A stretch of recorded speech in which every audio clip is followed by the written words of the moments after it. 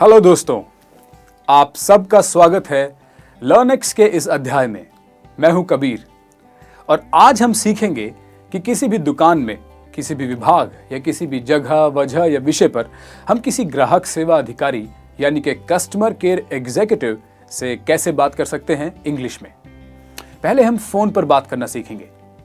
मैं सबसे पहले आपको हिंदी में एक वाक्य बताऊंगा, फिर उसके बाद उसका मतलब इंग्लिश में समझाऊंगा। आप ध्यान से सुनिएगा। अगर आप समझ ना पाएं तो वीडियो को पॉज करके पीछे ले जाकर फिर से सुनिएगा। चलिए फिर शुरू करते हैं। तो मान लेते हैं कि आपने वोडाफोन को फोन किया कुछ जानकारी के लिए। हेलो, वोडाफोन में फोन करने के लिए आपका धन्यवाद। मैं राहुल आपकी क्या सहायता कर सकता हूं आज? Hello, thank you for calling Vodafone. I am Rahul. How may I help you today?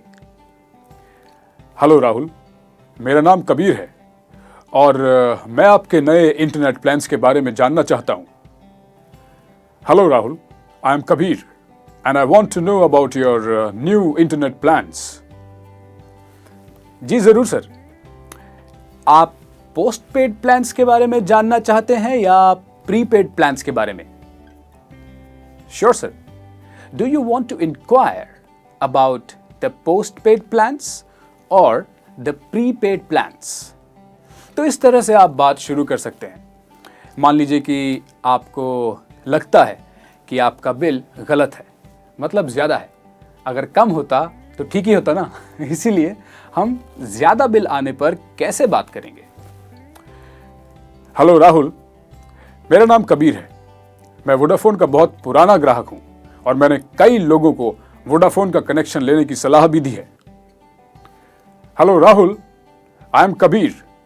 I am a very old customer of Vodafone and have recommended Vodafone to many of my friends.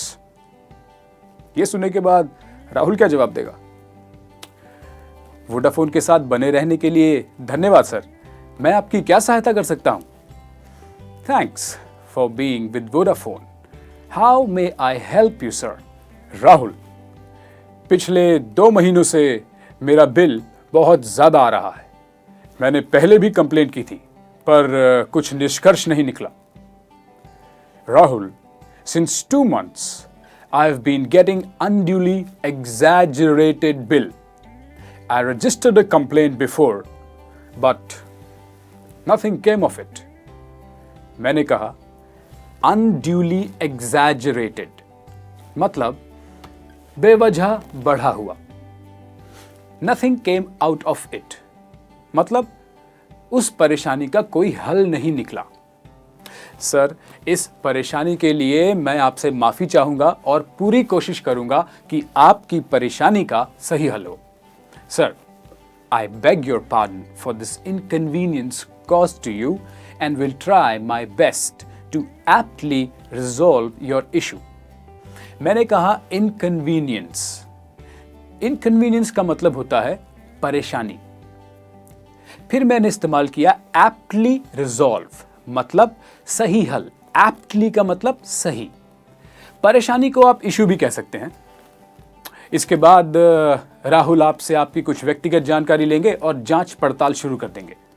अब मान लीजिए कि आपको एक जूता खरीदना है दौड़ने के लिए, कसरत करने के लिए वगैरह। तो आप दुकान पर जाकर सेल्समैन से इंग्लिश में कैसे बात करेंगे? देखते हैं। आप एक बड़ी सी दुकान या शोरूम में दाखिल हुए। सेल्समैन आपके दुकान में प्रवेश करते ही आपके आसपास आ जाएंगे। हेलो सर, स्वागत है आपका। क्या मदद कर सकता हूं आपकी? Hello sir, welcome. How may I help you today? Hi, धन्यवाद। मुझे दौड़ने के लिए एक जूता खरीदना है। Oh hi, thanks. I want to buy running shoes. Sir, क्या आपको सिर्फ दौड़ने के लिए ही जूता चाहिए? Sir, do you want shoes just for running? वैसे दौड़ने के साथ साथ मैं हेल्थ क्लब जाने की भी सोच रहा हूं। Actually I am thinking to join a health club also besides running. मैंने कहा बिसाइड्स मतलब दौड़ने के साथ साथ। मतलब ये सर कि आपको एक्सरसाइज के लिए बने जूते चाहिए। It means sir that you need the shoes designed for exercising. जी हाँ, मतलब मैं उन जूतों को पहनकर ऑफिस, बाजार या फिर दोस्तों से मिलने नहीं जाने वाला। Yes of course, I mean I won't be wearing those shoes to office or market or while meeting friends. मैं समझ गया हूं सर कि आपको किस तरह का जूता चाहिए। आइए मेरे साथ, मैं दिखाता हूं आपको। I understood the kind of shoes you are looking for, sir. Please come with me. I'll show you. I'll मतलब I will show you. तो इस तरह से आप सेल्समैन को बता सकते हैं कि आपको किस तरह का जूता चाहिए। जूता आपके सामने आता है। अरे वाह, जूता तो बहुत बढ़िया है, आरामदायक भी है और रंग भी अच्छा है। Wow, the shoes are really nice, comfortable and colour is also good. इनका दाम कितना है? What is the price of this? Sir, आप काफ़ी अच्छे समय पर आए हैं, क्योंकि हमारी कंपनी की सालाना सेल चल रही है और इन जूतों पर 50% की छूट है। Sir, you've come at a very appropriate time, as our company's annual sale is on and it's 50% off on these shoes. इस वाक्य में मैंने इस्तेमाल किया appropriate, जिसका मतलब होता है एकदम सही, बिल्कुल सही। अरे क्या बात कर रहे हैं आप, ये तो सोने पे सुहागा हो गया। What are you saying? It's the cherry on the cake. सोने पे सुहागा मतलब कुछ, ये एक हिंदी का मुहावरा है। इसका मतलब कुछ बहुत ही अच्छा होना। इसी तरह इंग्लिश में चेरी ऑन द केक होता है या आइसिंग ऑन द केक, जिनका मतलब वही है कि बहुत अच्छा होना। मैं आशा करता हूं कि आप सबके साथ भी ऐसा ही हो जब आप खरीदारी करने के लिए जाएं।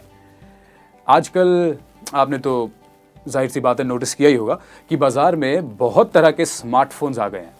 तो चलिए इलेक्ट्रॉनिक सामान के एक बड़े से शोरूम में जाकर ही जानकारी ले ली जाए। शोरूम मतलब किसी चीज़ की बड़ी सी दुकान, जहां चीज़ें देखने के लिए रखी होती हैं। लोग विंडो शॉपिंग करने के लिए भी आते हैं, मतलब खिड़की में से देखते हैं सिर्फ, चाहे ना खरीदें। हेलो मैम, मैंने सुना है पिछले 2 महीनों में लगभग सभी कंपनियों ने नए मोबाइल फ़ोन निकाले। Hello ma'am, I have heard that in the last 2 months, almost all the mobile phone companies have launched new models. Launched मतलब निकाले हैं, पेश किए हैं, मार्केट में लेके आए हैं। हेलो, जी सर, आपने बिल्कुल ठीक सुना है। Hello, yes sir, that's correct. कृपया करके मुझे सभी नए मॉडल्स के बारे में बताइए, क्योंकि मैं एक नया फ़ोन लेने की सोच रहा हूँ। Please tell me about all the new models, as I'm planning to buy a new phone. Sir, आपको किस तरह का फ़ोन चाहिए? Sir, what kind of phone do you need? और sir, what kind of phone are you looking for? मतलब ये कि आपको अपने फ़ोन में क्या क्या चाहिए। I mean, what all features do you want in your phone? जी, अभी मैं माइक्रोमैक्स कलर 2 इस्तेमाल कर रहा हूँ और मुझे इससे थोड़ा बेहतर फ़ोन चाहिए। Actually currently I am using a Micromax colour 2 and I need a better phone than this. और इस बार मैं माइक्रोमैक्स नहीं लेना चाह रहा, and I don't want to buy Micromax this time. मेरा विचार सैमसंग या एप्पल लेने का है। I am planning to go for Samsung or Apple. जी, इसीलिए मैं आपसे पूछ रही थी sir. That's why I was asking you, sir. अब मैं आपकी बेहतर तरह से मदद कर पाऊंगी। Now I'll be able to help you in a better way. आशा करता हूं कि आपको अच्छे से अच्छा फोन मिले। आपको ये बातचीत कैसी लगी, नीचे कमेंट्स में लिखना मत भूलिएगा। मेरे साथ बातचीत करने के लिए, इतनी देर तक बने रहने के लिए शुक्रिया। जल्द मिलेंगे एक नए विषय के साथ। तब तक के लिए keep talking in English, keep practising, don't worry and be happy, take care and yes, subscribe करना मत भूलिएगा। Thank you so much.